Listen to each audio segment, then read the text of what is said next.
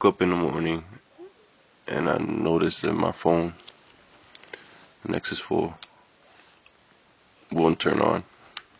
I plug it in and this is what happened. Hold up.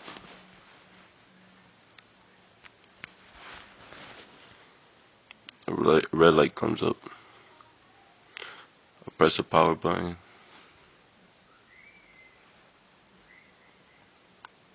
Nothing happens.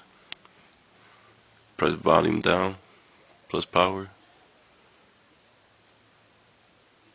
Nothing.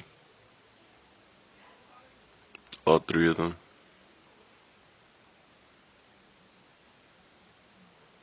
Still nothing.